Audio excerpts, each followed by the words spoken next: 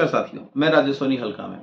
साथियों, दिल्ली दरबार में राहुल गांधी जी ने कुछ हरियाणा प्रदेश के चुनिंदा नेताओं को बुलाया और हरियाणा प्रदेश के अंदर हुई हार के बारे में समीक्षा की कि क्या कारण थे। कारण बताओ कि क्या कारण रहे। वही रटा रटाया बयान हमारे इन नेताओं का कि साहब ईवीएम के अंदर घपला था, 99% वाली में इतने निकले जी, 60% वाली चार्जिंग में इतने निकले जी। बस राहुल गांधी जी गर्म और ऐसी फटकार लगाई कि वो चुप, साइलेंट मोड में गए। मतलब दोष देना है तो ईवीएम को दो, या तो वह बात होगी घर में कोई भी नुकसान कराओ, किसने कर दिया नुकसान भाई, वो बहू ने कर दिया। मतलब कुछ भी हो, बहू का खोट बहू में काट दिया जी। क्या बात करते हैं आप। और बहू में खोट को नहीं, खोट तारे में है। वो ईवीएम में खोट नहीं था, ईवीएम में प्रॉब्लम नहीं थी, वो प्रॉब्लम आप लोगों में थी। आपका संगठन मजबूत नहीं था, आप लोगों के पास जिला प्रधान नहीं थे, आपके पास हल्का प्रधान नहीं थे, आप लोगों की कोई प्लानिंग ही नहीं थी कि इलेक्शन किस तरह से लड़ा जाएगा।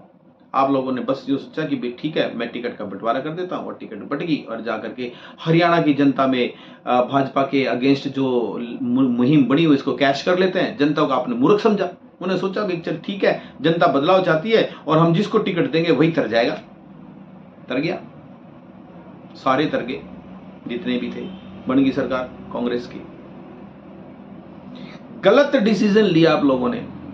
आप लोगों को देखिए, जनता वास्तव में चाहती थी बदलना, इसमें कोई दो राय नहीं। जनता की भावना को नहीं समझा आपने, बिल्कुल भी नहीं समझा। और दूसरा, जब राहुल गांधी जी आम आदमी पार्टी से समझौता करना चाह रहे थे, यार एक तरफ से एमपी के इलेक्शन में तो आप कर रहे हो, ये भी कह रहे हो कि हाँ भाई ठीक है, हम बदलाव लेके आएंगे, थर्ड मोर्चा बनाएंगे, फलाना बनाएंगे, ढिकड़ा बनाएंगे। वहां तक प्रदेशों के अंदर आप लोग कुछ करते ही नहीं। आप लोग, अगर ये समझौता हो जाता तो नैया पार हो जाती, कांग्रेस की भी सरकार बन जाती आप लोग की। मगर आप लोग नहीं कर पाए। क्यों नहीं कर पाए? महत्वाकांक्षा। सच्चाई है कि ये लुटिया जो डूबोई है ना, आपकी महत्वाकांक्षा ने डूबोई है।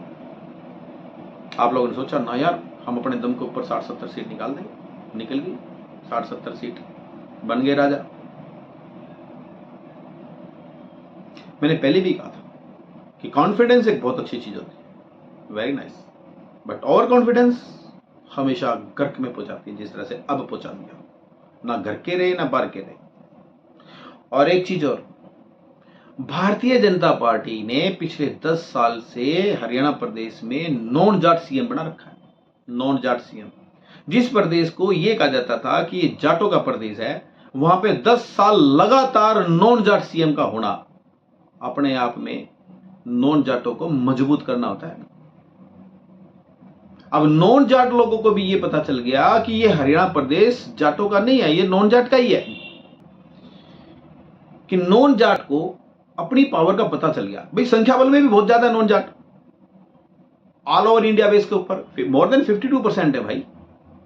अगर वो चाहें तो पंचायत मेंबर से लेकर के राष्ट्रपति तक अपना बना सकते हैं, इसमें कोई दो राय नहीं।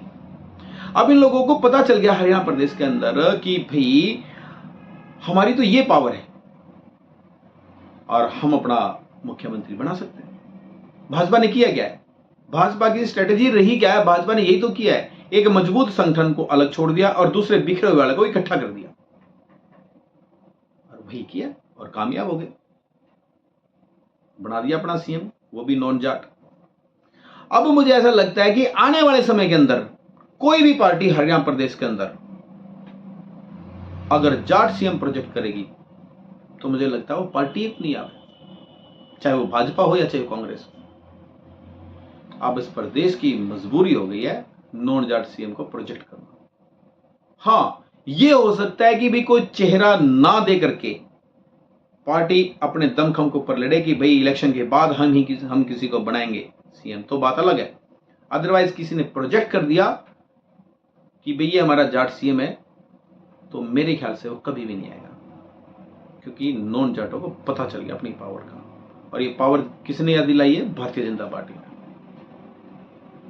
भाई इनकी स्ट्रेटेजी शुरू से यही रहे, कहीं पे भी चले जाओ, कोई से प्रदेश में चले जाओ, जो जो जो कास्ट यूनाइटेड रही है उसको अलग छोड़ दिया और दूसरों को पकड़ लिया इन्होंने। ऐसा ही तो किया और ऐसे ही करते आ रही है, और ऐसा हरियाणा प्रदेश में किया।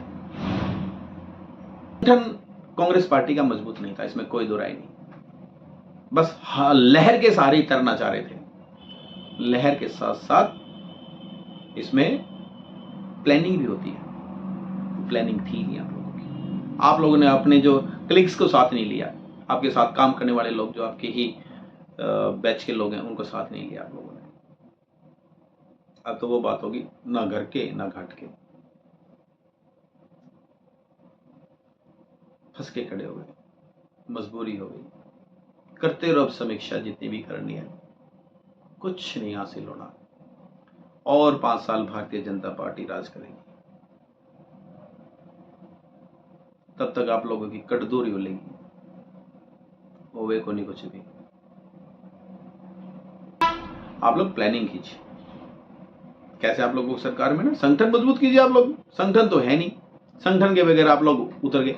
अरे कितनी ही लहर क्यों ना हो, अगर सब, और वो भी भारतीय जनता पार्टी के अगेंस्ट आप लोग इलेक्शन फाइट करो। आपको ये पता है कि the richest party of the world, जबरदस्त साम दाम दंड भेद नीति सारी उनके पास, जहां से आपकी सोच खत्म होती है ना वहां से तो अगले शुरू करते हैं। उनका आईटी सेल इतना मजबूत है साहब, हजारों लोग काम करते हैं वहां पे। कुछ नहीं है आप लोग उसका।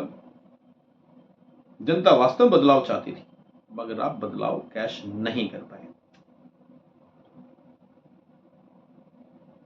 देखते हैं अब आगे क्या होगा, हरियाणा की राजनीति क्या करती है आगे, जाट सीएम बनेगा या नॉन जाट सीएम बनेगा, ये तो वक्त और हालात बताएंगे। थैंक यू वेरी मच, शुक्रिया।